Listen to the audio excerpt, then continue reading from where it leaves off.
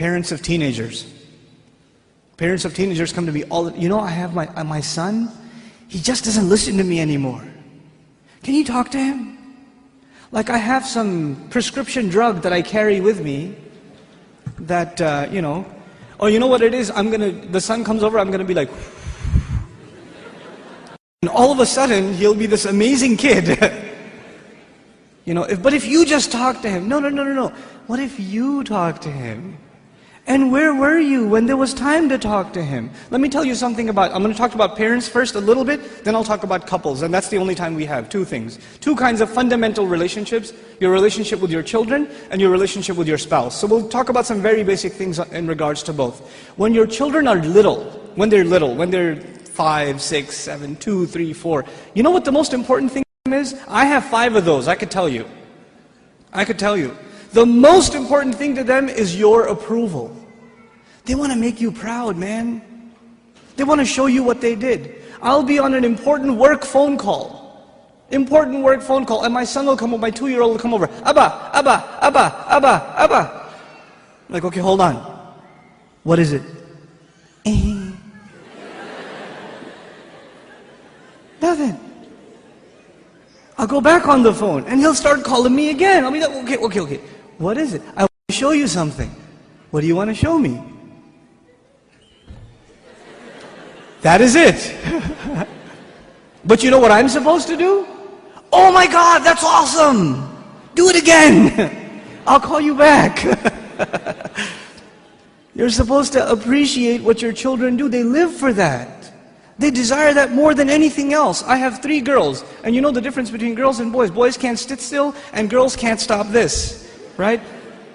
So I pick my girls up from school. One's in 1st grade, the other's in 3rd grade. I pick them up from school. It's a 25-minute ride back home, and what are they doing the whole way? You know what happened today in class? We colored a dinosaur, and we did this and that, and I was coloring it purple, but I decided to put in some green, and they're going on and on and on and on and on. And they cannot help themselves, and they cannot stop, and I have to pay attention and listen. I have to listen and say, oh, what about blue? No, I did only a little bit blue, right? I have to pay attention. And you know why I'm saying all of this? Just one more story on the side, just to wake you up a little. I share this story all the time. My oldest daughter, my eldest, Hosna, when she was younger, she was really into finger painting. So she'd dip her hands in paint and just making a big old mess, right? And she brings this big cardboard to me, and it's a big blob of blue. I don't see anything, right? And she says, Abba, look what I made. And I'm sitting there going, that's awesome, a mountain. And she says, no, it's Mama. And I was like, oh, don't tell Mama. But the point I'm trying to make is they live for your approval. Live for it. But those of you that have children that are teenagers, do they get in the car when you pick them up from school and they can't stop telling you about what happened? Does that happen? Now, you know what happened in school today? My teacher said this and that and the other, and I got an A on my paper. Nope. They're quiet. And you're trying to tell them, how was your day? It was okay. So what'd you do? Something. Where are you going today? Somewhere. They don't talk. Getting them to talk is like an interrogation at a police station. And they're not saying anything to you. And while trying to ask them questions, they're texting their friend, my dad is asking too many questions today. You know? I don't know what's up. Did you tell him something? What I'm trying to get at is very simple. At a younger age, your children crave your attention. And when they get older, you will crave their attention. But if you don't give them attention when they're tiny, when they come to you with their toys and you say, go in your room, I'm watching the news. The game is on, could you take him please? Come on, I had a long day at work. I don't want to deal with this right now. I have friends over. It's embarrassing. Go to sleep. Go get out of here. When you have this attitude towards your children, like they're an obstacle in your path, your job was at work. When you come home, you're on vacation. No, buddy, your job began when you came home. That's your job.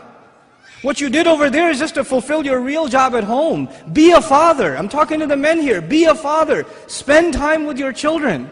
They're not just there so you put them in school and you come home from work, you just want to go to sleep. You don't want to bother with anybody. You don't want to talk to them. And actually the easiest way to not talk to them is get them an iPod Touch and an iPhone. and get them a computer and a laptop in their own room with high-speed internet, so you don't even have to look at their face.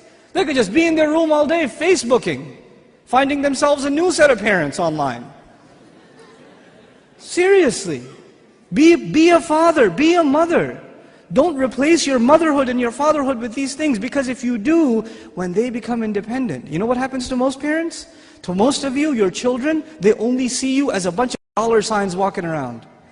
And the only time they come and talk to you, Dad, can I have $5? Actually, nobody asks for $5 anymore, right? It's 20s nowadays. And I know youth, they haven't seen money that small. They don't know fives. Can I have $20? Can I go to the mall? Can you drop me off? Can I go over to my friend's house? Can I do this? Can I do that? Can I do the other? When they want something, they come to you. Otherwise, you don't see them. And when they get to a certain age where they are old enough to make their own little bit of money, guess what? You're not going to see them at all. Because your cash register is no longer relevant.